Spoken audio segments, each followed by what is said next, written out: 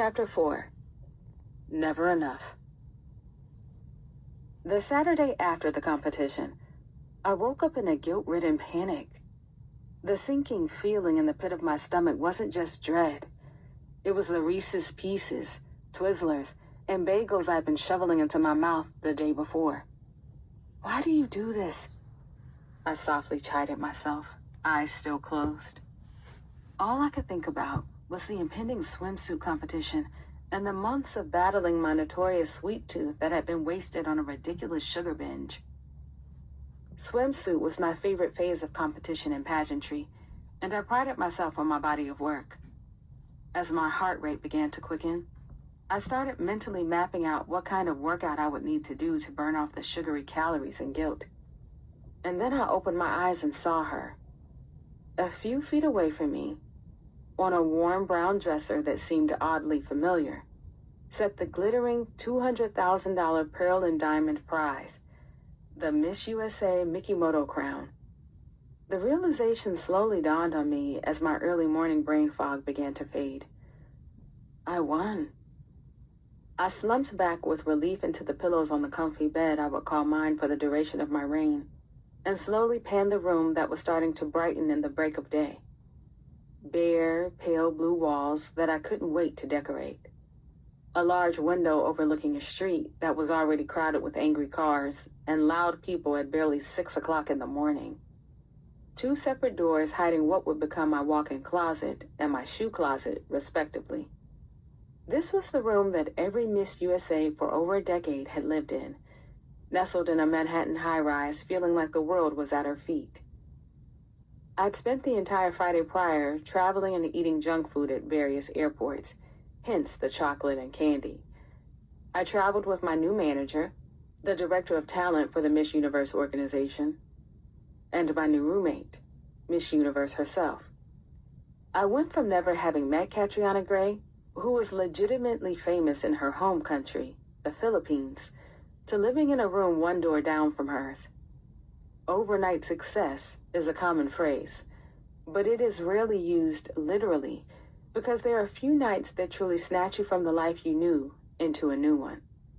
I can tell you from experience that winning Miss USA warranted a bit of confusion the morning after arriving in a completely different world. I was still wearing my stage makeup on the 2 planes I took to get to New York City, the place I'd call home for the duration of my reign. On the first plane, I bought an internet package so I could download photos from the night before and read more of the steady stream of articles popping up online. The amount of information that journalists were finding out about me was staggering, and it had been barely half a day since the pearls and diamonds were placed on my head. The Miss USA competition had happened on a Thursday night, which meant I had the weekend to pull myself together and prepare for interviews given by some of the largest media outlets in the world, beginning on Monday morning. Good Morning America, Live with Kelly and Ryan, CBS This Morning, TMZ, Fox, AOL Build, and others were expecting to see me in person. And imagine that just a few days earlier, I had repaired one of my acrylic nails with super glue from a general store at the casino after it had cracked off in rehearsal. My nails weren't the only detail to manage. I had more than a few items to cross off my to-do list before giving some of the most important interviews of my life. For starters, I needed to buy new underwear. I had brought enough for the 2 weeks I was at the competition, but I'd sent a giant suitcase home to North Carolina with my mom, full of all the dirty clothes I'd worn. I didn't think to bring my underwear with me and wash it after I arrived in New York.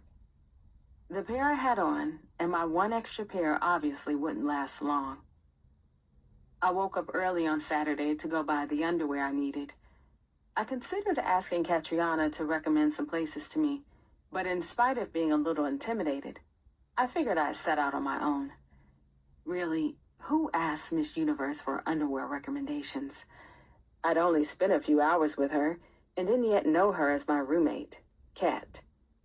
At that point, I only knew her as the winner of the most sought-after title in the world. I crept out of our apartment as quietly as I could and started my journey. Once I was out on my own in my new city, I realized the wild storm of emotions swirling inside me. There was a combination of excitement and nervousness about being in this brand new place. Joy mixed with disbelief that I'd earned my dream job, and a bit of anxiety meshed with confusion that I hadn't yet straightened out in my head. On top of that, layer the get-out-of-my-face directness New Yorkers seemed to have, and basically, I was crying about everything. I don't fancy myself a crier. As a young attorney, I was used to having people question my work, argue with me in court, and constantly try to prove me wrong. I had fairly thick skin, but in New York City, it felt like every response from a sales associate was tinged with a certain "what do you want" tone. And each time I spoke, their facial expressions seemed to convey that I wasn't talking fast enough. "Can I help you find anything?" the store greeter asked, as if she were demanding a game show quick answer. I told her what I was looking for, and she motioned to a nearby escalator. "Upstairs." Before I could thank her, she was already moving toward another person who'd walk through the doors behind me. After buying enough underwear to last several weeks, my next stop was a nail salon a few blocks away, which had acrylics listed on their website. Once I arrived, I learned that only one person in the salon had an inkling of an idea how to do acrylic nails, and I was surprised to see she didn't have any of the typical electric tools on hand. 2 hours later, my nails were visibly uneven, and my cuticles were bloody fragments thanks to how she'd scratched them with her imprecise nail file. Relieved to have survived the painful process, I walked to the counter to pay. "How much?" I asked as I whipped out my credit card. $80. I paused in disbelief. That was twice the price I would have paid back home. I had plain nude nail polish without any fancy designs or artwork, and nothing about my nails was done right. Although the Miss Universe organization would reimburse me for all my nail appointments, in good conscience, I couldn't bring an $80 nail appointment receipt to my boss. Lord Jesus, I thought, I'm being scammed already. $80? Why does it cost so much? After a couple minutes of back and forth, I decided to just pay and leave. I was more afraid of causing too big of a stir and ending up in a random skeezy tabloid than I was of having someone at Miss Universe organization be upset about the cost. I could see the pending headline: "New Miss USA stiffs small business for nail bill." How was I messing up this bad already? The real test, though, would come at my styling appointment. One perk of being Miss USA is that Miss Universe organization provides a stylist to help dress us for appearances and events. It was one of the reasons I'd felt comfortable sending home most of the clothes I had brought to the competition. I was going to get new ones in the Big Apple. When I arrived at my meeting with the stylist at the Miss Universe offices, I walked past the lobby, turned left, and stepped into a windowless room about 12 feet long and 7 feet wide. A petite woman with glasses and blonde hair past her shoulders stood inside the room, talking to a young woman who I assumed was her assistant. The stylist looked exactly as I'd expected. Unique, edgy, adventurous even. Her British accent made everything she said sound stylish. More important, though, than the stylist and the room were the 2 racks of clothing for me to look through, which spanned the entire length of one wall. Before reaching for the rack, the stylist asked if we could sit down to discuss my personal style. I was glad to know she cared to ask, rather than diving right in with a bunch of clothes I was unsure about. We walked to the long conference room positioned at the back corner of the floor and pushed through the luxe glass doors. A massive white square table, large enough to seat more than a dozen people, separated us from the sprawling panoramic view of Midtown New York City. It was a daunting room, but the perfect setting to talk about fashion. "Who is your style inspiration?" the stylist asked. "Oh, easy. Olivia Pope from Scandal." Her brow furrowed a bit, and she looked at me quizzically. I idolized the Olivia Pope character, the Georgetown law-educated attorney who no longer practiced law but operated as a D.C.-based fixer, and was an international boss not to be trifled with. As an attorney, I identified with her views as a feminist and her challenges as a black woman who knew what every black professional, and indeed every black child, knows. You have to be twice as good to get half of what others have. And I loved Olivia Pope's wardrobe, full of eye-catching, soft, classic silhouettes and colors. She always looked powerful, strutting into scenes in fabulous coats, suits, and dresses, even rocking gloves past her elbows on occasion. So, of course I wanted to dress like her. I'd even written about her on my fashion blog for women's work clothing, White Collar Glam.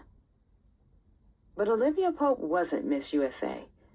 I realized only in hindsight that Olivia operated in our nation's capital, where suits belonged and cleavage didn't. I would need a different type of wardrobe when I threw out the first pitch at a baseball game or announced the winner of the World's Strongest Man competition. "Do you have any others?" the stylist quizzed me, smiling kindly as she asked. I didn't. Pulling up my Pinterest account on my phone, I scrolled through some pictures I'd organized into folders as outfit inspirations. True to form, the photos were of women in suits, button-down blouses, slacks, and pencil skirts, all devoid of patterns and bright colors. I feel very comfortable wearing suits. I was trying to keep my voice from cracking. I think you can wear them in a lot of different settings, and they're really versatile, especially now when suit-inspired outfits are trendy as casual wear. Why don't we go back to the rack and take a look at what we have there? Try a few things on? We backtracked to the styling room and the rack stuffed with clothing. As I began more closely examining the items available to me, I was almost insulted. Nothing screamed my name. The stylist had assembled an exquisite, versatile assortment of clothes in various styles and sizes. Since she'd had no idea who the winner would be, she had attempted to whip together a plethora of options that would work for anybody. Unfortunately, she was now working with a closed-minded woman who wasn't willing to experiment and had echoes of "you didn't deserve to win" ringing in her ears. All I could see were frilly, floral-patterned dresses, blouses with prints I didn't like, and other casual pieces that were a far cry from what I was used to wearing. Did they think I was some country bumpkin who'd arrived in the big city straight from the sticks? Where were the suits? I fell quiet, and the awkward silence of the room was deafening. She offered outfits, and I reluctantly tried them on. My mirror image seemingly teased me, sneering, "You're a failure." Trying to find some common ground, I gingerly tugged my phone out of my purse again and flipped through some photos of outfits I'd worn at Miss USA, hoping to offer the stylist a better feel of my fashion sense and what I felt comfortable wearing. More silence. It took all the energy I had left to prevent the tears welling up in my eyes from falling down my cheeks. I had worn all my favorite outfits at the competition and then sent them home. Would I have to wear my castaway emergency options to meet Kelly Ripa and Ryan Seacrest and Gayle King on national television? Plus, I had a meeting with a media consultant and a few other appearances scheduled on my calendar for the very next day, and I had no time to go shop for anything myself. After making a few more attempts to choose suitable outfits from the rack, my throat started to close while I tried to keep my lips from quivering and refrain from melting into hysterics. The stylist finally turned to me and asked, "Where do you like to shop?" "Zara." "If you could wear anything from Zara, what would you wear?" Her grace and resilience made me feel worse. I felt like a bad person both for not being able to hold it together and for not loving what she'd worked so hard to assemble. We agreed that I would go home, screenshot a few items from Zara that I wanted to wear, and send the pictures to her. I trudged back to the title holder apartment, and after finally reaching the safety of solitude in my room, bawled my eyes out as quietly as I could, hoping Miss Universe couldn't hear me from the next room. I felt guilty sobbing over fingernails, clothes, money that was going to be refunded, and someone not smiling at me in a store. These trivial trials stabbed at a deep insecurity I carried, the unshakable feeling that I did not belong. I struggled with thinking I wasn't good enough for the role I'd earned, that I would never measure up to the perfection I assumed the other 50 contestants were capable of and would have displayed if given the chance. The constant inner voice repeating, "Never enough," was compounded by the treatment from the world seeming to confirm my fear. Online, there were exponentially more positive comments than negative ones.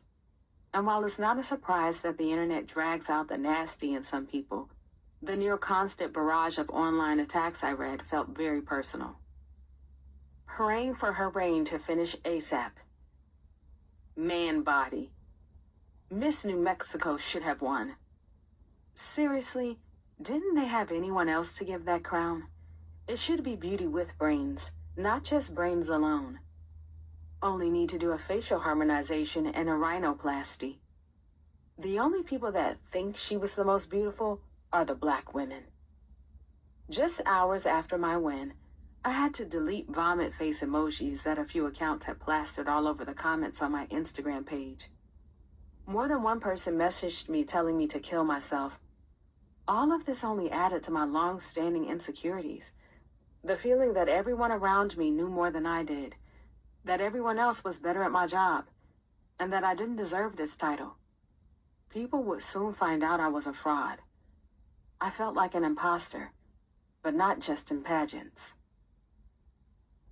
As a standout student in the 7th grade, I was selected to be part of a program that had kids take the SAT early. Without even studying, I managed to score a 1010 out of 1600 at barely 12 years old. This achievement garnered the attention of a college in Virginia, and although the program would have allowed me to graduate with a college degree at age 18, I opted to pass up that opportunity and attend regular high school instead. I thrived as a big fish in a little pond, and by the time I graduated, I'd been Miss Fort Mill High, prom queen, captain of the varsity cheerleading team twice, captain of the track team, and president of the Beta Club. I'd also picked up a couple of AP courses and earned admission into the only school I'd applied to, the Honors College at the University of South Carolina. My undergrad years proved to be a fun, low-pressure environment, but everything flipped when I entered law school and business school. As I started learning about the career of my dreams, I learned another lesson.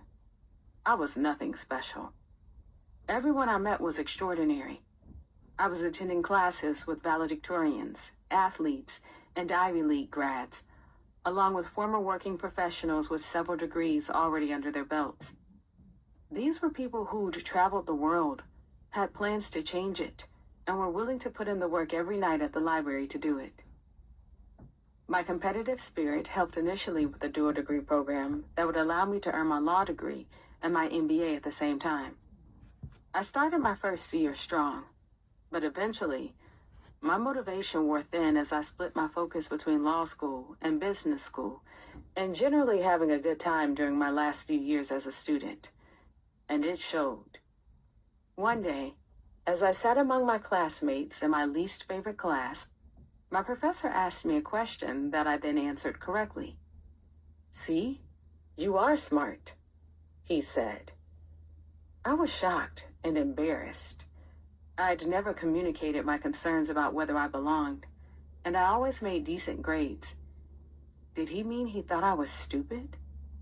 To my horror, a classmate of mine continued the dialogue. "What do you mean? Are you trying to say you don't think she's smart?" she demanded. I liked this classmate and knew she meant well by trying to point out the audacity of the professor's statement, but I wanted to physically melt into the floor. In response, he rattled off some reason for his comment. Yet I felt attacked and said nothing, hoping we could just move on as quickly as possible. I relive and feel moments such as these far more intensely and more often than I remember my wins. The best strategy I learned for getting through and pushing past those moments when I doubted myself was simply to go do it, whatever it was. Imposter syndrome speaks to your inner fear and feeds your doubt.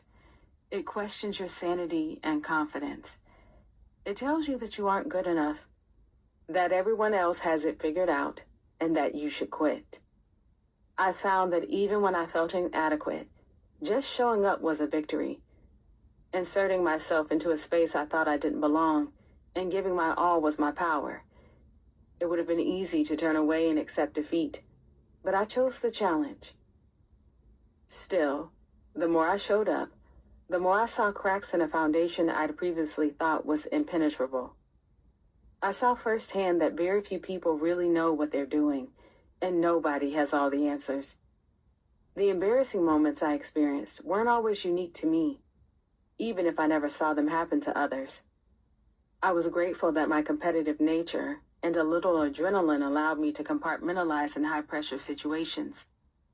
In law school competitions, business school presentations, and pageants, I was able to suppress my feelings of doubt and focus solely on the task at hand.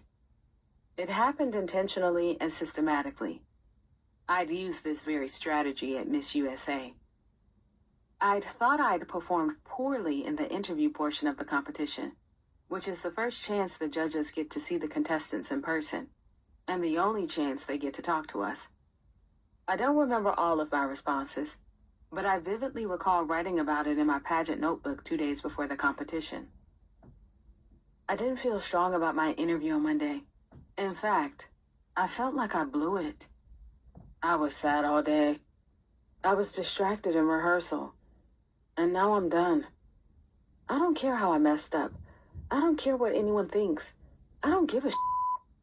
The only thing I need to worry about is staying focused and prepared to win. If it's in God's plan for me to win, I will. And if it's not in God's plan for me, there's nothing I can do to change it. I'm ready. After writing those words, I closed the notebook and put my doubts about the interview out of my mind. Over the next couple of days, each time any negative thought about it surfaced, I redirected myself to practicing positivity and focusing on my own preparedness. When I walked onto the stage the night of the competition, I didn't think about whether I'd done well in the interview, whether I'd done enough sit-ups to feel good in my swimsuit, or whether my dress was the right selection. I thought only of the task at hand. Regardless of whether I felt deserving of my new title after I won, or loved the new clothes I tried on, how much my nails cost the organization, or whether salespeople in New York smiled at me, I was going to show up come media week. As promised, by Monday morning, the stylist found and delivered some of the Zara outfits I'd selected, and added in some additional pieces. Each outfit fell well within my narrow comfort zone. I felt unstoppable when I left my apartment and climbed into a waiting SUV, which already carried 3 women from Miss Universe organization in it. Jackie Shahinian was the director of public relations for the organization, and she sat between one of the marketing and business development leads and the lead digital producer. They accompanied me to every interview, took photos, checked my hair and makeup, carried my extra clothes, and helped me throughout the day. I didn't have to figure out where each interview was or reach out to some unknown contact once I arrived. They handled everything for me. Showing up with a team made me feel like a star and helped me feel like a winner. When we arrived at Live with Kelly and Ryan, and it was time for me to walk on set, I strutted out in a blood orange, long-sleeved A-line dress that stopped a few inches above my knee. It had a ruffle detail from the shoulders to my wrists, and another at the hem of the dress that felt playful but not juvenile. On camera, I hugged Ryan and elbow bumped Kelly, who was sick at the time. I then perched atop a high chair, legs crossed at the ankle, feeling at ease. "Has it sunk in?" Kelly asked. "It hasn't. Every day I wake up and I'm like, God, I ate so many sweets yesterday. I have to compete in swimsuit tomorrow. And then I think, oh no, I won." The audience laughed at my little quip, and I earned a chuckle from Kelly and Ryan too. They were easy to talk to. And even when they weren't smiling, each of them had their own genial aura that made me feel like we'd been friends for years.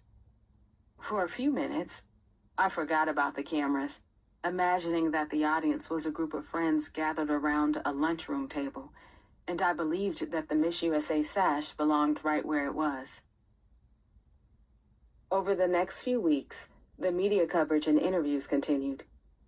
I almost always suppressed my panicky thoughts and feelings of inadequacy during my interviews. I only felt like a failure afterward, as I meticulously picked apart each of my responses and kicked myself for not using a better word, or saying a profound phrase, or interjecting humor, or throwing out a useful stat. It was rare that I felt I'd truly nailed an interview. I wondered if I was frustrating Jackie, who would ask me how I felt after each interview, only to have me respond, "It was okay." Being in a new job, in a new city, with an unpredictable schedule, exacerbated my imposter feelings. Day to day, I had a different agenda, and was meeting tons of new people, which was a bit nightmarish for an introvert who relied on routine and whose social energy tank would drain down to empty each day. I felt scatterbrained some days, still waking up not knowing where I was, and having to recalibrate each morning. The unsteadiness soon began to wear on me in more tangible ways. My general feeling of confusion and absent-mindedness, which I hoped my new employer didn't notice, devolved into forgetfulness that was hard to miss. When I'd moved to New York, I'd brought 2 cell phones with me, a personal phone and one provided by my law firm for work. A week into my reign, Miss Universe organization gave me what became my 3rd cell phone, strictly for Miss Universe communication and emails. I received it right before hopping into a chauffeured car to head to the airport for some events back home in Charlotte. Since I didn't have space in my purse for the box containing the new cell phone, I carried it separately, too afraid to throw it into my suitcase. Once I boarded the plane, I reached for the phone box to see if it was charged enough for me to turn it on and begin the setup process. Where was it? I remember putting my purse on the ground and pushing it under my seat on the plane. Maybe the box was behind my purse. I tugged the purse out from under my seat and put it in my lap. I then reached back under the seat, to no avail. Maybe I had actually squeezed the phone box into my purse and didn't remember doing so. I dug my hand into my bag, starting to grow a little frantic as I confirmed that the box wasn't there. Did I leave it in the car? Did it even make it to the airport? Did I drop it on the ground when I was walking to the gate? My name was printed on the box's label in tiny letters. Had someone swiped the box, intent on hacking into the Miss Universe organization system? What had I done? Now in full panic mode, I hoped I could locate the phone before the flight attendant shut the plane door and told me to turn my phone on airplane mode. I texted the driver who had dropped me off and asked if the box was still in the back seat. He replied immediately, saying he didn't have it. I started to sweat, wondering how much money it would cost to replace the phone, and how much trouble I would be in for having lost the phone within an hour of receiving it. While my thoughts raced, a flight attendant with a kind face stopped at my row and leaned toward me. "Hey, did you lose a cell phone?" she asked. Lord, how does everyone already know? I thought.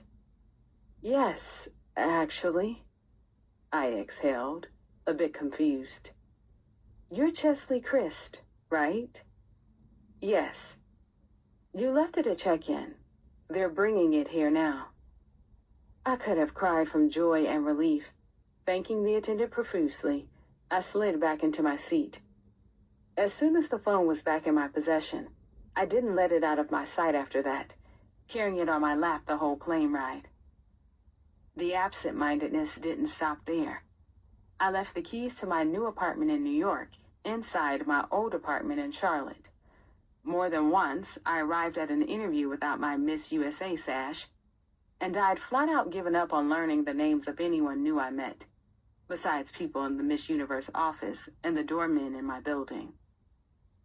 Winning Miss USA hadn't made my imposter syndrome go away. Instead, I was waiting for people to realize I didn't have a clue about what I was doing. I'd perfected how to deal with that feeling in competition or in small doses. I could compartmentalize anything in short bursts. My approach to my imposter syndrome was all about distraction. I'd immediately focus my thoughts on positive statements of power, but that only lasted for so long. I needed to figure out how to deal with imposter syndrome when it crept up in everyday life, in the mundane moments after a performance, competition, or interview. The other part of my solution was unadulterated audacity. I realized my feelings of inadequacy were typically outward-facing. I compared myself to other title holders, other attorneys at my firm, and other public figures I thought were flawless. The qualities I thought demonstrated that I didn't fit in were the qualities that made me unique, special, and powerful. That realization inspired a nerve, a courageous gall I rarely felt and almost always suppressed. For example, it's difficult being in rooms and sitting on leadership boards when you are the only Black person, the only woman, and the youngest individual. Times like that used to feed my imposter syndrome, making me think I had to be perfect because I had to represent for all youth, women, and Black people who also wanted to be in the room, but had been denied access. In other instances, I felt as though I had a target on my back, like everyone was watching me or believed that the only reason I was in those rooms was by some stroke of luck. The hurdles I had to leap over, the obstacle courses I had to conquer just to reach another day, sharpened me and made me more qualified and ready than many of the people I sat amongst.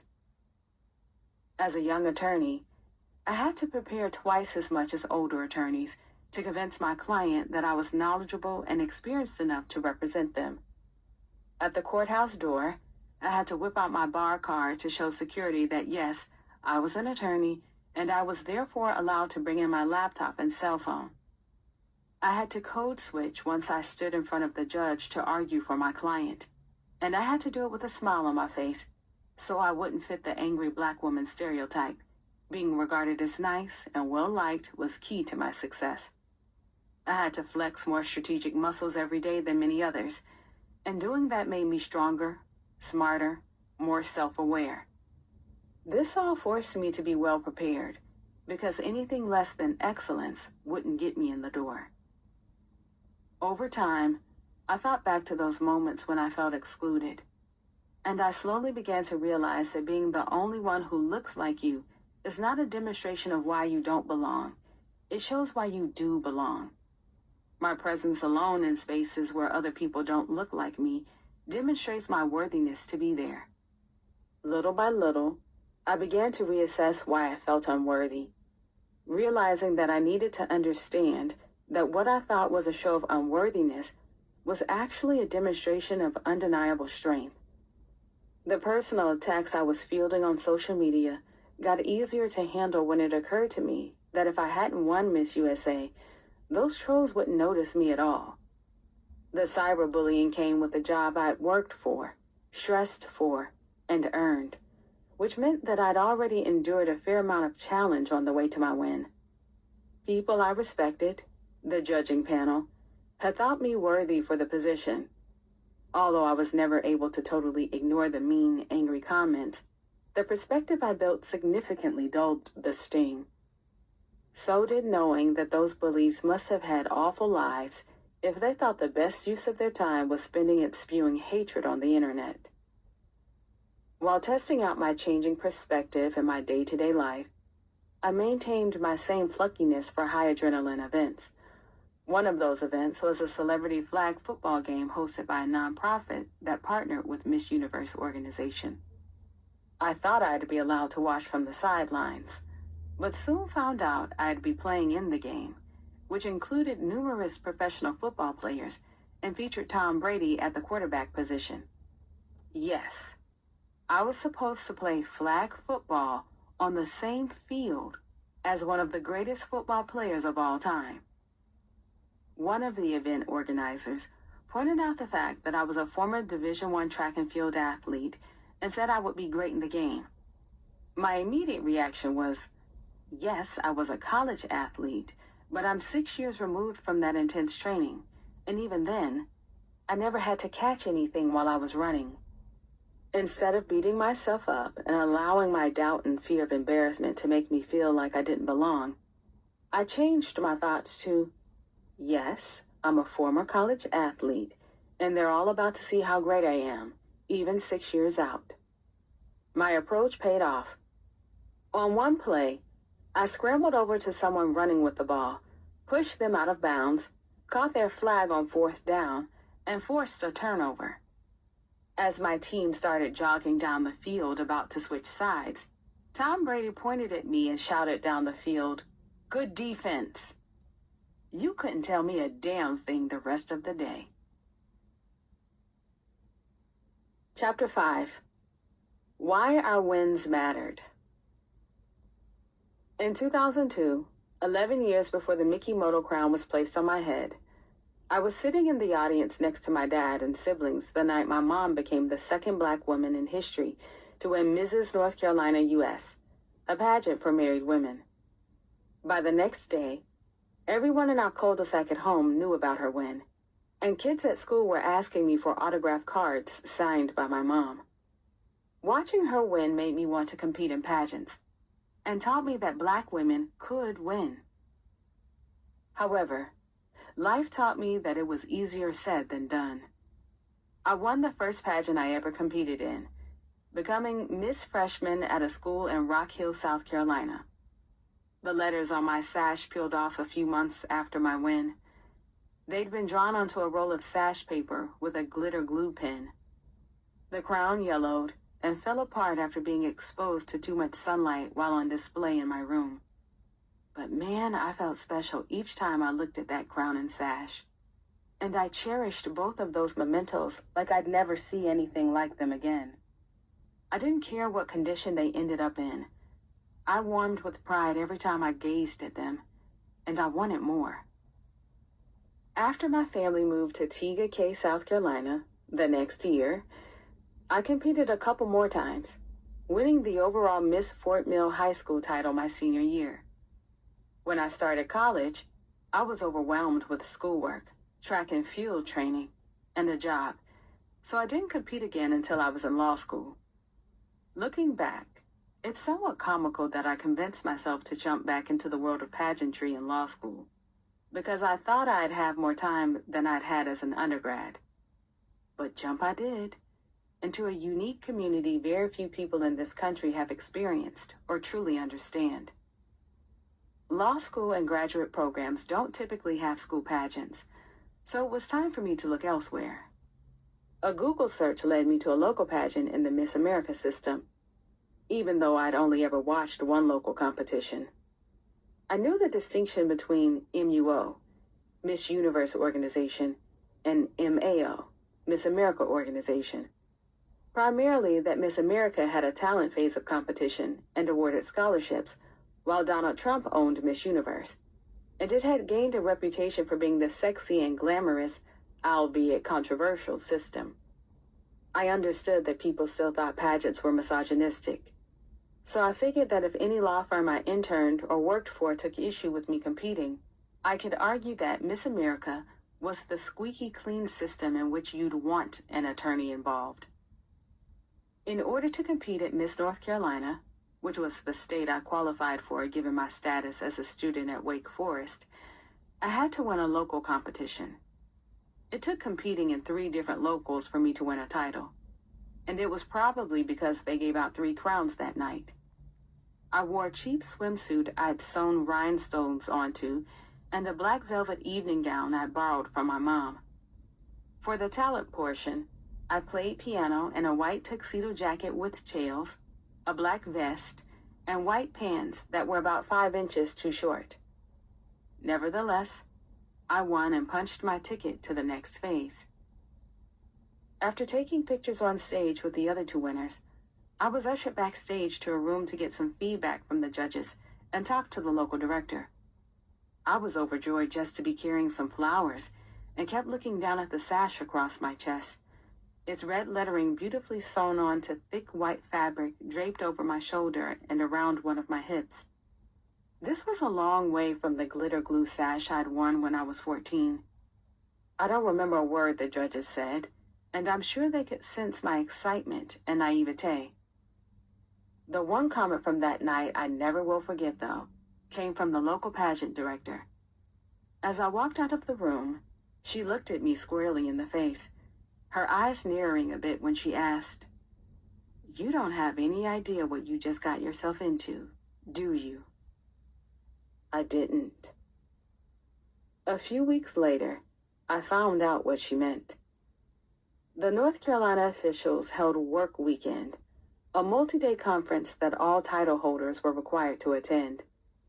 We turned in paperwork, tried on and purchased opening number outfits, took group photos, sat through meetings with the reigning Miss North Carolina and the state director, and had a chance to get to know each other.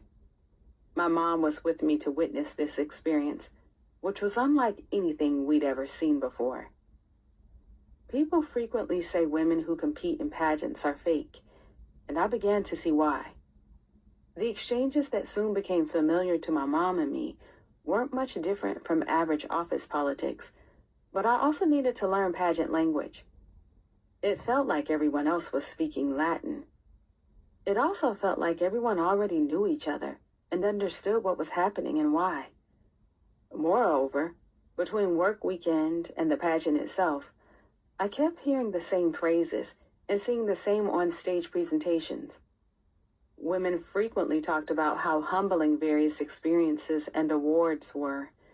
Winning was humbling. Different service projects they'd done were humbling. Waking up realizing they had the honor of walking on the Miss North Carolina stage was humbling. I eventually picked up on it too, and soon enough was posting on social media about all of the humbling experiences I was having, especially having come from very humble beginnings. I saw plenty of onstage quirks. When women were introduced on stage, or were leaving the stage, they'd wave. But not in the way you'd wave to a friend across the room, elbow bent, shaking your hand from side to side. They only ever waved with their arm fully extended upward, hand precisely oscillating. Jewelry was never too big or too sparkly on stage. In swimsuit, nearly everyone wore giant 5 or 6 inch platform shoes from Chinese laundry called tippy tops or a similar style. Many women took the well-known posed photo lying in bed, pretending to sleep in their newly won crown and sash. In on-stage questions and in winners' post-win speeches, women frequently mentioned bringing the Miss America crown back to North Carolina. There was a collective desire to win the ultimate prize, the national title, Miss America, which had only been won by a North Carolina title holder once since its inception. The last talked about goal for Black women wasn't just being the second Miss North Carolina to win Miss America, it was being the second Black woman to win Miss North Carolina. When I was competing, only one Black woman had ever won in North Carolina, Deneen Graham in 1983, the same year Vanessa Williams became the first Black Miss America. The quirks and peculiarities that made pageants unique also made them a breeding ground for prejudice. There weren't enough Black women competing. There weren't enough Black women advancing to the finals. And there was a frustrating prevalence of the token Black girl in the top 5 year after year without a Black winner.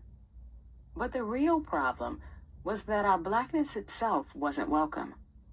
The cultural and physical traits of Black women had no place in the system.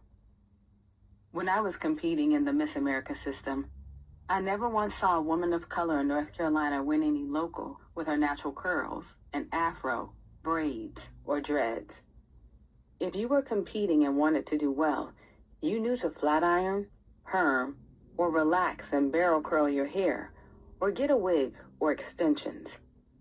Every contestant was required to have a platform we advocated for during the year. And you didn't see certain platforms promoted because they weren't considered relatable enough and were too close to Blackness, such as destroying school-to-prison pipelines, fighting for more minority representation and leadership, or fighting for criminal justice reform. African American vernacular English? Not in pageantry. Not if you wanted to win. Speaking anyway besides the English taught in school books, with the King James Version of a Bible quote interjected occasionally for flavor? Unacceptable. The way to critique a contestant who didn't fit the carefully curated mold that too often aligned with whiteness was to say that she needed more polish. It wasn't any one person feeding this environment. It wasn't any one individual's responsibility or fault. It was all of us.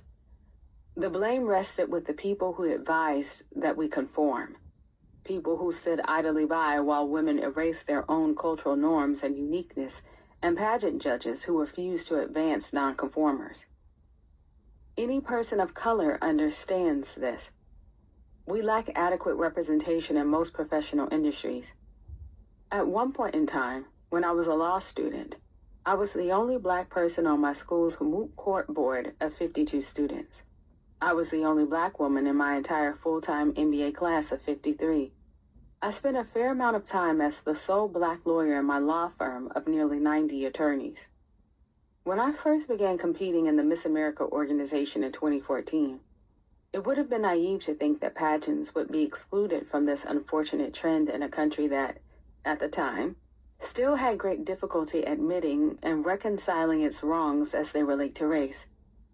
That is part of what made my win 5 years later so monumental. 3.5 years before I stood in that hallowed chamber, I was preparing to crown the next woman who would hold my local title, Miss Metrolina.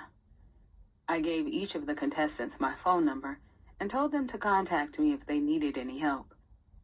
I knew what it was like to be a newbie, to feel like I was on the outside of some secret society.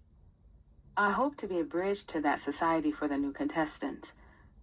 A few women reached out, but one had a palpable, distinct hunger. Her name was Nia Franklin. Nia was the kind of person who would reach out to me for advice, put my words to work, and come back and ask, "What's next?"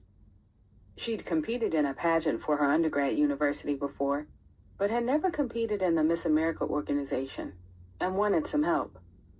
Coincidentally, she was enrolled in a master's program at the North Carolina School of the Arts in Winston-Salem, the same city I lived in while I attended Wake Forest. I gave her all the advice she wanted and was secretly rooting for her as the day of the pageant approached. The night before the pageant, the contestants rehearsed their talent pieces to ensure there weren't any sound or technical issues. I was sitting in the audience, watching the nervous contestants practice, when Nia confidently walked on stage. Opera music began to play, and a heavenly, flawless voice sounded in the auditorium. I leaned over to one of the committee members and asked, "Is she going to have a chance to sing without the voiceover playing?" He chuckled before looking at me with enthusiasm and saying, "That's her voice." I was floored. Nia sounded like she could walk into Carnegie Hall and fill up the room without a microphone. Her voice had a warmth, fullness, and control that made you sit and listen. At the time, the talent competition was the heaviest weighted portion of the pageant. I couldn't wait to place a crown on Nia's head the next day. Unfortunately, and to my utter shock, I never got that chance. Nia did win a talent award the following night, but she didn't win either of the 2 crowns we awarded. I was happy for the women who won that night, but certainly wanted the diligent girl with the slam dunk talent to take the win. Perturbed, but hopeful that Nia's pageant journey wouldn't end at this local competition, I shot her a message less than an hour after the pageant. I don't remember the exact words of the message, but I'm sure it was something along the lines of, "Don't you dare stop here." She didn't. We became fast friends. Nia's outgoing personality balanced out my more introverted tendencies, and I was happy to continue helping her as her journey in pageantry advanced. She entered another local pageant, and I was there in the audience cheering her on, while she lost another pageant she deserved to win. Afterward, she meandered off stage and met me in the audience section of the auditorium. As we began talking, I could see tears welling up in her eyes, and I grabbed her hand and led her to the bathroom. I shared with her one of the unfair, unspoken rules you learn in pageants. You can't cry. You don't have the privilege of being honest about your disappointment, or sadness, or anger after you lose. And worse yet, as a person of color, we haven't had the privilege historically of showing anything but strength and joy. We don't have the privilege of showing anger or disappointment without consequences. And in pageants, you only get to ugly cry if you win. Fortunately, I got to find out that Nia doesn't ugly cry when she wins. She was stunning in every photo of her being crowned on her third try for the local title that stamped her ticket to the state competition. We turned our respective losses into big wins on 2 different national stages years later, but also turned them into a lasting friendship that benefited both of us in many ways. Nia, the reigning Miss America, my mentee, Cheslie Kryst, the reigning Miss Teen USA, and I, the reigning Miss USA, strutted down the runway during our entrance for the RuPaul talk show. We were there to speak about our historic wins, the challenges we'd overcome to earn our respective titles, and why our wins mattered. I was ecstatic that the 3 of us were doing so much press together. I had done individual phone interviews for a New York Times article about our wins beginning the day I touched down in New York City, and we'd begun doing press as a group since the second day of my media tour. CBS This Morning expressed interest in a sit-down with Gayle King and her co-host. Sure enough, the Tuesday after my win, I was excitedly posing for photos with Nia and Cheslie in the green room when Gayle strode in and introduced herself. This meeting with Gayle took place just a couple of months after her earth-shattering interview with disgraced R&B singer and now convicted sexual predator, R. Kelly. Gayle was a force to be reckoned with, taller than I'd imagined, and oozed a kind, warm confidence. "How are you all doing?" she asked brightly.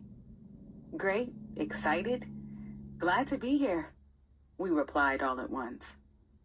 "I want to make sure I have your names right.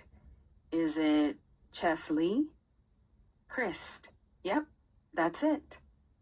It was a rarity for anyone to get my name right on the first try, but it wasn't a surprise that the ever-prepared Miss King would. After a minute of small talk, Gayle's team ushered her back to her desk before they returned from commercial break, and a producer walked in to finish prepping us for our segment. The 3 of us were elated to be on such a well-known news program, but more importantly, one that prominently featured a powerful Black woman interviewing us about the power of Black women in pageantry. The New York Times and CBS This Morning weren't the only outlets that wanted to cover us. This was the first time that Miss America, Miss USA, and Miss Teen USA were all women of color the same year, and people took notice. The 3 of us shot a spread for O Magazine together. We were featured in an article on the pages of Marie Claire magazine, and we had an iconic digital cover and spread for Essence magazine that ended up being one of my favorite photo shoots ever. For the Essence cover, it was jaw-dropping to walk into a studio and see racks of clothing, 2 wardrobe stylists, 3 makeup artists, 3 hairstylists, a photographer, editors, and countless other assistants, managers, and content creators who were there just for us. The moment was made even more real to physically see the number of people who wanted to spread news of the moment we were having. Better yet, it was profound to see that nearly all of the people filling this room were Black. The makeup artist would know how to accurately match makeup to our skin. The hairstylist would understand how to do our hair. And the photographers felt and truly understood the photo shoot and the weight of this occasion. When the Essence cover was released, it made a statement. It showed us with our crowns sitting on top of our natural hair that fell gently against latte, mocha, and chocolate faces. "This is America," the cover headline proclaimed. And in the reality and revelry, people still existed who did not understand the significance of our achievements. and couldn't wrap their minds around why we were still talking about race. Will Miss America's Outstanding Teen 2019, a young white woman, be joining any interviews or appearances? One Instagram user commented on a photo of Nia, Kaylee, and I from our RuPaul talk show appearance. I'm wondering this as well. Another user followed up. Doesn't speak well to inclusion and women's empowerment to not extend her an invite. It was irritating to see that people were so accustomed to being included that featuring a small group of the historically excluded, placing us on more equal footing, made others squeak. I typically tried to ignore these comments, but figured if I removed any wisecracks from my response, I'd be okay. Hey, I started. You might not have had a chance to listen to the interview we did on the RuPaul show and on CBS. The news story these outlets reported was about the three of us being women of color, so the outlets invited us, the three women of color, to talk. The original commenter replied, I love the fact that we have so many amazing women of color representing our nation.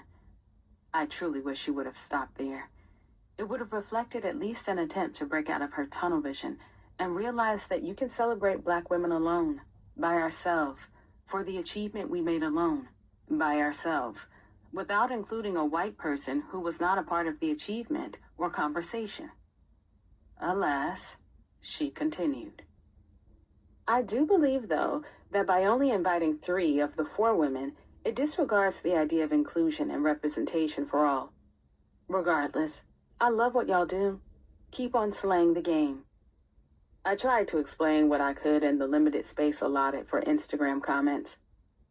I think the purpose of us being on the shows was to highlight the fact that women of color finally feel more included and represented, and it made sense to have just the 3 of us on to discuss this historic moment in time. Not to oversimplify this topic, but, for example, if the story was about 3 title holders being concert pianists, it would make sense for the news outlet to invite the 3 pianists. If the 4th title holder was a dancer and not a pianist, she probably wouldn't appear on the show. Dancing is a great talent, but that's not what the story was about. I understood the woman's point. I just vehemently disagreed with her. Her argument sounded like those who question why we still celebrate Black History Month, or the white people who demand admission into or dissolution of historically Black colleges and universities, appalled that colleges could be built with the focus of serving Black people and ignorant to the bloody and bruised history that forced them to be built. They shriek about segregation and lack of diversity without knowing that HBCUs exist because white people denied Black people access to higher education. They forget that Black History Month was created because Black history isn't always taught in the same school books where stories about white people are written.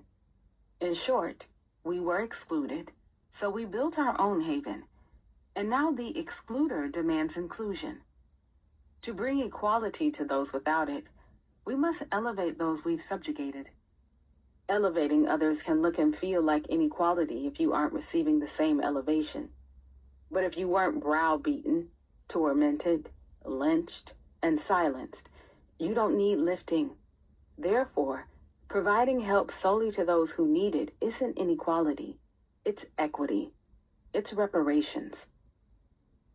The ironic part of the situation was that, by all accounts, Miss America's Outstanding Teen understood and supported the coverage Nia was getting for the important moment she was a part of. She seemed to comprehend that sometimes sisterhood means supporting your sisters while the spotlight on them grows, even if you aren't standing in its brightness with them. The big question for far too many people was, why were we still talking about race? Why did it matter? Far too often, Black women in particular suffer from internalized tokenism. Exceptional Black women who ended up in C-suites and boardrooms, on courtroom benches, and as movie leads, learn that there can only be one of us. That's often all that people made room for. Not only did it feel like extra pressure on our shoulders to be the best, it sometimes created a competitive environment instead of an uplifting one. We knew there was only space for one of us, and everyone else knew it too. This one-spot-only reality played out in pageants in a number of ways. You didn't typically see more than 1 or 2 black women in the top 5 at a pageant. And if a black woman won, you knew you wouldn't see another black winner for years. When Deshauna Barber crowned Kyra McCullough Miss USA in 2017, having back-to-back black queens was still an uncommon anomaly. And when Kaylee won Miss Teen USA mere days before finals night for Miss USA, I felt joy for her well-deserved win, along with a brief feeling of doubt that I could win. What judging panel would crown another woman of color with natural curls right after Miss Teen won as a woman of color with natural curls? My judging panel would. My win helped quell my own internalized tokenism, and I knew I wasn't alone in feeling that way. Therefore, it was essential to talk about and celebrate our collective wins. Our crowning showed that black has different shades, hair lengths, body types, ideas, interests, and accomplishments. Our wins demonstrated that more than one of us belong in a room, and more than one of us at a time can have a seat at the table, even when that means we have every seat at the table, all 3. We had no way of knowing that our 3 would soon increase to 5 and create an international moment. My media tour and appearance schedule pressed on, past the interview on CBS This Morning, the Tom Brady flag football game, and the RuPaul talk show, to my homecoming. Each title holder had the option of a homecoming, where she'd work with her state directors to organize events in her home state, celebrating her win. I wanted to make stops in a few different cities in North Carolina that were important to me. Charlotte, because it was my home. High Point, because year after year it hosted the state pageant I won. And Raleigh, because it was the state capital and the location of the law firm where I worked. The highlight of my trip to Raleigh came when I was given the opportunity to sit down with a trailblazer, Chief Justice Sherry Beasley, the first black woman to serve as the Chief Justice of the North Carolina Supreme Court, and only the 4th black woman in United States history to serve as a head judge of any state Supreme Court. As we toured her chambers and courtroom, I noticed some portraits lining the walls around the room. They were large, detailed individual paintings of what looked like judges. Who are these people? I asked. Those are the Chief Justices. Every person who served as a Chief Justice has a portrait hanging in this room, she answered. So you'll have one too? Yes, I believe mine will be on that wall over there. She pointed toward an area in the courtroom where the portraits began to look more recent. I paused to think how powerful I would feel as an attorney, walking in to argue at the highest court in the state and seeing a portrait on the wall of someone who looked like me. Chapter 6. Learning from my losses. You learn more from losing than you do from winning. I once said this in an interview, and it sounded good. Over time, life taught me to believe it. In the midst of my homecoming and media week, which spiraled into months of media and interviews instead of 7 days, I was still doing countless events as Miss USA. I announced the winner of the World's Strongest Man competition in Florida on national television, and did my official Miss USA photo shoot. I flew to Las Vegas to announce an award at the NHL Honors with Kat, after doing a skit on stage recreating the 2015 Miss Universe crowning mishap. Host Kenan Thompson played Steve Harvey, and delivered opening remarks for the Big Brothers Big Sisters of America National Conference. I even went to Los Angeles to film a couple of episodes of a show called Nashville Squares. And while there, I got to meet comedian Lonnie Love and former Miss USA Kenya Moore. We were featured on the show as celebrity guests, and then Kenya and I competed as contestants, pitting a former title holder against the current one. I'd heard Kenya's name many times before meeting her because of her role on the hit television show Real Housewives of Atlanta. My mom was a big fan of the show, and I'd seen clips of it over the years. including a memorable exchange Kenya had with one of her co-stars after she was erroneously introduced at a dinner event as a former Miss America instead of a former Miss USA. Confusing the titles was a common mistake that, even in my brief few months as Miss USA, I'd experienced myself. I learned I had a few different options to pick from when deciding how to respond. I could wait until people finished their sentence and subtly reintroduce myself, saying, "Thank you for that warm introduction, and hello everyone, I'm Cheslie Kryst, Miss USA 2019. I could immediately interrupt the introduction with the correction, "It's Miss USA," and then allow them to finish. Or I could ignore the error altogether. This was a careful balancing act because I wanted to be introduced correctly with the title I'd worked hard to earn. I also wanted to be respectful of the Miss America organization, since those title holders earned their titles just like I did, and I didn't want to be accused of posing as a Miss America when I wasn't one. But I also didn't like to embarrass people who either mixed up titles in the moment because of nerves or didn't adequately research my correct title. Mixing up the titles was the equivalent of introducing the CEO of Nike as the CEO of Adidas. Kenya later explained that she felt disrespected being invited to an event where the person introducing her didn't know her title, so she opted for correcting the host in the moment. Some people have criticized her actions, quick to pass judgment based on her heavily edited, pot-stirring reality series. The Kenya Moore I met was one of the most welcoming, kind, sharp, and gracious former title holders I've ever known. When I met her in a production meeting at the Nashville Squares venue, she had an unmistakable presence about her that filled the room. Kenya was taller than I expected, as gorgeous in person as she is in photos, and she wore a skin-tight teal dress that showed off her hourglass figure.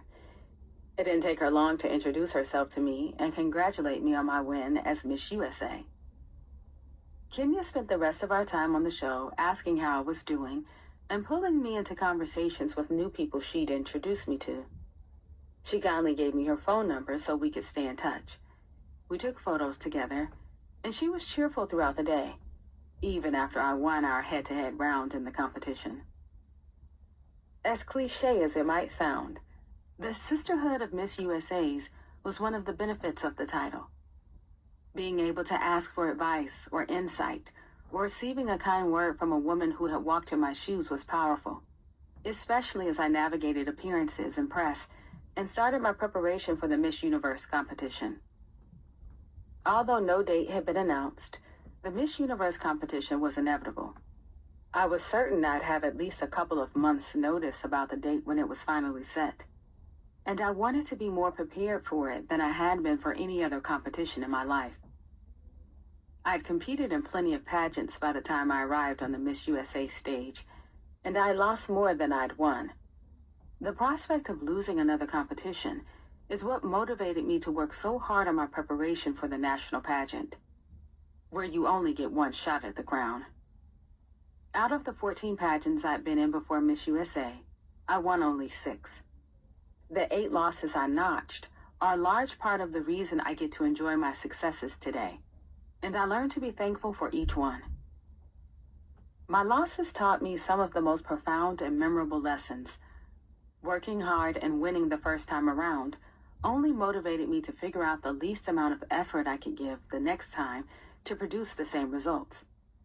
In contrast, losing drove me to push the limits of possibility for myself, physically and mentally, and forced me to learn patience, sort of, discipline, purpose, and focus, all of which helped me later in life, on and especially off the pageant stage. Most people know that attorneys must pass the bar exam, a long, difficult test to practice law. Far fewer people know that, in addition to the bar exam, another test is required in all but 2 U.S. jurisdictions, the Multi-State Professional Responsibility Examination. According to my law school colleagues, the MPRE was supposed to be a straightforward, easy test, at least compared to the bar exam. which measures a person's knowledge of standards of professional conduct. But nobody should have told me it would be easy. I studied for a couple of nights in a row before the test, assuming most of the exam would be relatively intuitive. Turns out, it wasn't. At least not for me. This multiple-choice exam required you to know things like, are attorneys required to report alleged misuse of funds being held in trust for a client to a disciplinary authority? And if so, should they report it because they are required to report all violations of professional conduct? Or should they report it because the issue raises a substantial question regarding the attorney's honesty, trustworthiness, and integrity as a legal professional? I didn't know, and I failed the exam. Actually, you can't fail, per se. You just don't earn enough points on the test to meet the required score in your state, which makes you feel like a failure anyway. So it's basically the same thing. The scary part of failing the MPRE wasn't that I couldn't retake it. It is administered 3 times a year, so I could easily retake it in time to start the job that was waiting for me post-graduation. The horrifying part of failing the MPRE was knowing that I didn't pass the easy test, and the hard test, the bar exam, was just over the horizon. Failing the easy test turned out to be quite fortuitous for me, because it was just the motivation I needed to stress study for 10 weeks during the summer I prepared for the North Carolina bar examination. Call it scared straight for this future attorney. I asked my best friend to change all the passwords on my social media accounts so I couldn't log in. I turned off news notifications on my phone so I wouldn't get distracted or end up going down a rabbit trail after seeing a salacious headline. I told my family, who lived only an hour and a half away from me, that I wouldn't be home to visit at all during the summer. Please don't even invite me, I typed into our family group text. I'm not coming. That meant missing 4th of July cookouts, family movie nights, and any sense of normalcy. I built a routine of arriving on campus at 9 a.m. to sit in a room with my study partner and watch our bar exam course. Then we'd eat lunch and study some more, and I'd go home around 5 or 6 p.m. to watch a movie before heading to bed. The only reason I refused to study after I left campus for the day was because my brain worked quicker and could digest information more efficiently the next day if I committed to a reliable clock-out time and some rest. The choice was entirely strategic. If not for those undeniable benefits, I would have studied late into the night, every night. My self-care activities consisted only of getting my nails done during my lunch break every couple of weeks. I eventually had them all cut down to nubs before the exam so I could type my essays faster. Going to the gym, no more than an hour at most, to conserve time for more studying, and occasionally browsing online for a new apartment. Not a single day went by without me thinking about, counting down for, or crying over the impending bar exam. It worked. I passed the North Carolina bar exam on my first attempt. At that point, I had never worked so hard for something in my life. I had never prepped for any one competition for that length of time, studied for a class that diligently, or used that much willpower for anything I'd ever done. A failure at my back, and the prospect of deep embarrassment and uncertainty about my job in front of me if I didn't pass, summoned a level of focus and discipline I knew I possessed, but hadn't called upon before. Failure and fear ended up teaching me a great deal. Yet, that wasn't the only lesson I'd learned from failure. Before law school, I ran track and field in undergrad for the University of South Carolina, and my last meet was unforgettable in the worst way. The Southeastern Conference is one of the most competitive in the country for many sports, including track and field. Placing in the top 8 in an event at the SEC meet, the only placements that earn points for your team, typically meant you were one of the best athletes in the entire country. The woman who scored 8th place in long jump at the outdoor SEC meet the year I graduated from South Carolina leapt 19 feet, 11.75 inches. The lowest placing All-American women's long jumper at Nationals the same year jumped 19 feet, 9.5 inches, meaning that you had to jump farther to score a single point at the conference meet than you did to earn All-American placement at Nationals.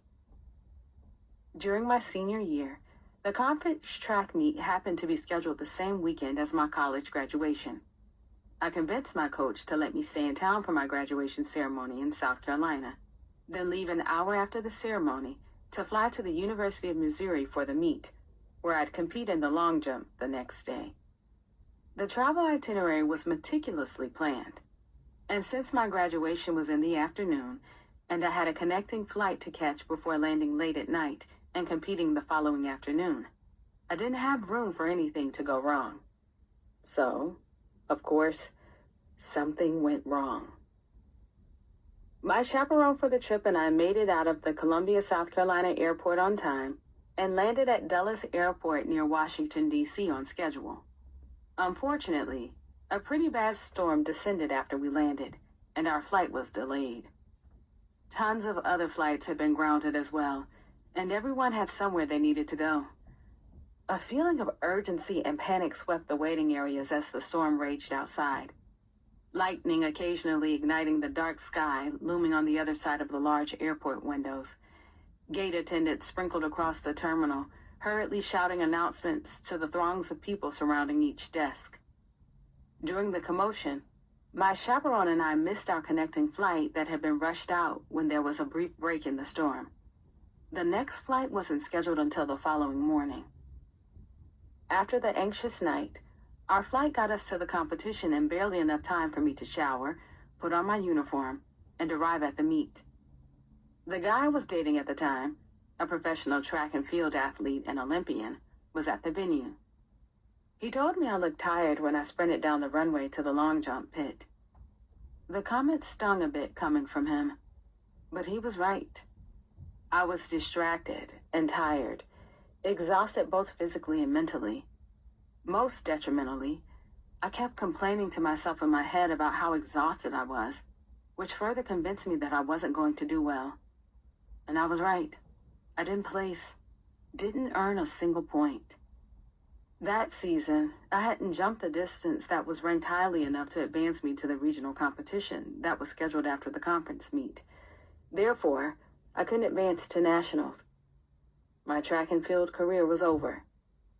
Rather than going out with a bang, it meekly fizzled. My failure at the conference meet didn't hurt too badly at the time. I'd already been accepted to law school at Wake Forest University and was looking forward to a summer without having to worry about staying in shape or doing intense workouts in the Columbia heat. I'd never planned on going pro, and so, even though I would have liked to advance, in the grand scheme of things, it didn't realistically matter whether I ever made it to nationals. Much later, I realized the real lesson that emerged from my experiences as an athlete. The lesson was one of regret. I got to law school, met new friends, and swapped stories about my undergraduate years. My career as an athlete was an easy response to the common first day of school, "Tell us a fun fact about you," query. The follow-up questions were the real challenge. Yes, I had been a Division I athlete, but no, not an All-American. I was top 10 in the record books at South Carolina in the triple jump, but never scored at the conference meet. I won a second-place medal at the pin relays in the triple jump, but never made it to nationals.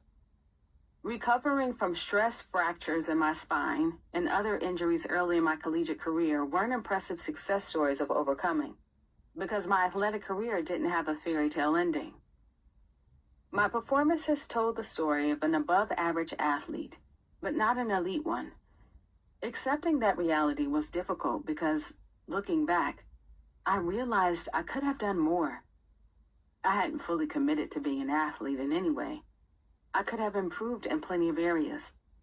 I could have dedicated myself to a healthy diet, been more committed during training, focused on my mental game, and been more cognizant of how I took care of my body during recovery periods. I wish I could look back at my journey with pride, knowing I gave 100% of myself to the endeavor, but I didn't. And the slow realization that I sold myself short has nagged at me ever since. If I could turn back time and start anew my freshman year, I'd walk out onto the worn red Mondo track on an 87-degree September day for my first track and field practice, feel the heat radiate from the ground up past my ankles, line up next to that mix of All-Americans, national champions, and collegiate record holders, and do everything differently. I wish I'd had the same focus then that later helped me pass the North Carolina bar exam and later the South Carolina bar exam in one attempt each. Feeling the unrelenting regret of my track experience and knowing I never wanted to taste it again informed some important decisions that paid off years later. Studying for 2 different bar exams taught me how far I could push my personal limitations. The most powerful lesson I learned was that when you meet fear, you have to thrust yourself into it rather than retreat from it. My worst subject when I was studying for the North Carolina bar was real property. Even though I scored in the 90th and 97th percentile for 3 subjects in our proctored practice exam, I scored in the 37th percentile for real property. I didn't care an inkling about countless concepts in real property, like deeds, land sale contracts, wills, easements, fixtures. The mere mention of some of these terms made me drowsy. Working on the topic was uncomfortable, and doing many practice tests on the subject was scary, especially having to review multiple choice questions and one by one mark my answers wrong. Sometimes after I finished a practice test, I had to take a few minutes to talk myself up before I could work up the nerve to review the answers. But I knew it had to be done. And even when I was afraid of how poorly I performed, the only way I was going to improve enough to pass the big test was to trudge through my fear, panic, and discomfort day after day. That's the same way I approached my prep for Miss USA. It's what helped me win, and it's how I plan to approach my preparation for Miss Universe. After I became Miss North Carolina USA and set my sights on the Miss USA competition, I used every waking moment of time in the day for preparation. At least, every moment when I wasn't working full-time as an attorney, running a fashion blog, and doing speeches, volunteer work, and appearances. I was exhausted. Every day. There was no guarantee I would win the national competition, so in my mind, I needed to prepare as much as I could without igniting the ire of my law firm. Before I won my state title, I hadn't even told them I was competing. Inspired by my bar prep methods, the approach I used for my Miss USA preparation was unforgivingly brutal.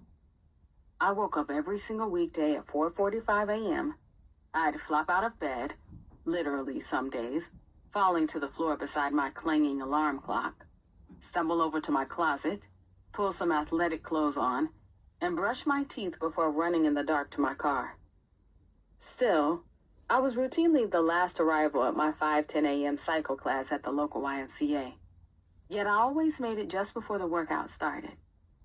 After class, I'd rush home, shovel some breakfast into my mouth while reading a newsletter so I could keep up with the top U.S. and international stories, then shower and head to work right around 7 a.m. My day would usually include a mix of working at my desk and traveling, driving or taking the train to hearings at our Raleigh office. I'd also fit in appearances when I could. Some days I'd leave for a long lunch break and drive to a local venue for a speech before heading back to the office and staying a couple of extra hours to make up the time I'd missed. My 10-year-old SUV was on its last leg for most of my reign, the dashboard constantly blinking annoyingly friendly indicator bulbs like the engine light or check oil light. When I had to drive more than 30 minutes for a hearing or an appearance, I'd borrow one of my siblings' cars or my mom's vehicle the night before, or walk a few blocks from my downtown office to a rental car shop where I could snag a tiny sedan for 2 days for about $60. After work, or on my lunch break when I wasn't booked, I'd talk to one of the numerous interview coaches I worked with. The closer I got to leaving for Miss USA, the more we talked. And in the months leading up to the national competition, we went over mock interview and onstage questions twice a week. On weekends, I'd catch up on work projects and blog articles that had fallen through the cracks during the week. This routine was exhausting and taxing on my body, my energy, and my mental state. but I'd been there before. It wasn't much worse than shutting down my life to study for the bar for up to 10 hours each day. And, like I did when I was taking the bar, I isolated my weak areas and worked on them. Swimsuit and evening gown were straightforward and fun, but I dreaded the interview and onstage questions. I used to read commentary from pageant fans who would point to me being a law student and then a lawyer and reason that I must be great with the interview. Not the case. The first few interviews I did in the Miss America system were awful. I heard comments suggesting I was too serious and brought no personality or warmth to the interview room. Stereotypical lawyer problems. And that was in the Miss America system, which is known for intentionally making interviewees feel like they're the White House press secretary fielding questions from a room of bloodthirsty reporters.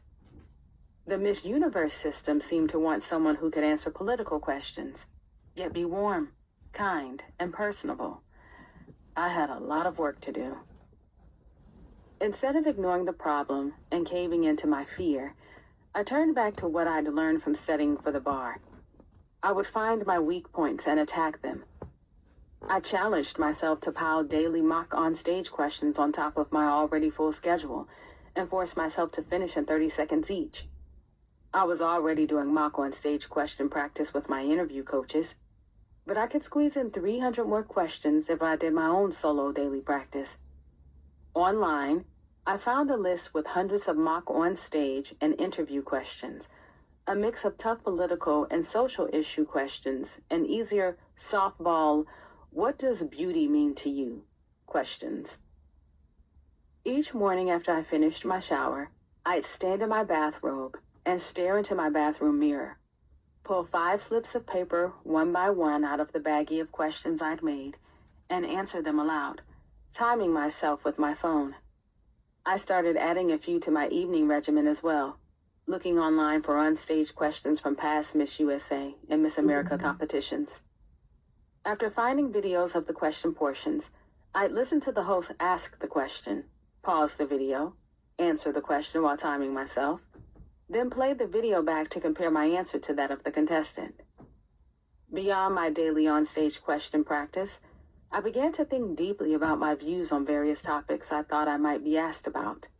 I kept a journal with notes from my coaching sessions, a list of my goals, and other random musings. Soon, I carved out a section in the notebook solely for hot-button, widely discussed issues and my thoughts on them. Abortion, gun control, climate change, marijuana legalization, suicide, race relations, transgender rights. I wrote these down in my notebook and left a few blank lines under each topic. Routinely, I'd flip through that section in my notebook, touch my pen to a topic, and think about or talk through my perspective on the issue. If it was a topic I didn't talk about often, I'd add a one-liner that summed up my thoughts or a punchy statement that would be impactful. Trans rights are human rights. Immigrants are not the problem. Violence is. The answer to gun violence is not more guns. I worked myself to the bone. I prepared for every scenario, question, or surprise change I could think of. The only part I didn't prepare for was losing. I simply refused to carry that visual in my mind. I'd dreamed about winning my state title before I won, and leading up to the Miss USA competition, I dreamed of winning that title too. That's all I was focused on, learning from my losses and leaving no stone unturned while I prepared to win. Even though I did everything in my power to make sure I'd perform well at Miss USA and planned to do the same as I inched closer to Miss Universe, my many years of competing taught me that anything can happen at a pageant. You don't know what happens in the interview room. You don't know what the director has told the judges about what they're looking for. And you don't know how the judges perceive what happens on stage. I've left competitions singing the praises of the results and walked away from other competitions dumbfounded by what had transpired. I've seen state and national title holders lose at small local competitions shortly before winning big later on. The subjectivity inherent in pageants makes them confusing and exciting at the same time. Pageants are not like track and field meets, where you look at a time or a distance and the best is undeniable. Pageants are more like arguing with someone about whether Michael Jordan or Serena Williams is the greatest athlete of all time, or whether Justice Ruth Bader Ginsburg or Vice President Kamala Harris is more influential. Influential to whom? And for what? And when? One contestant may seem more personable and authentic, but a more seasoned competitor could come across as more confident when answering her on-stage question. The key to winning is being prepared in every category and hoping for the best. Chapter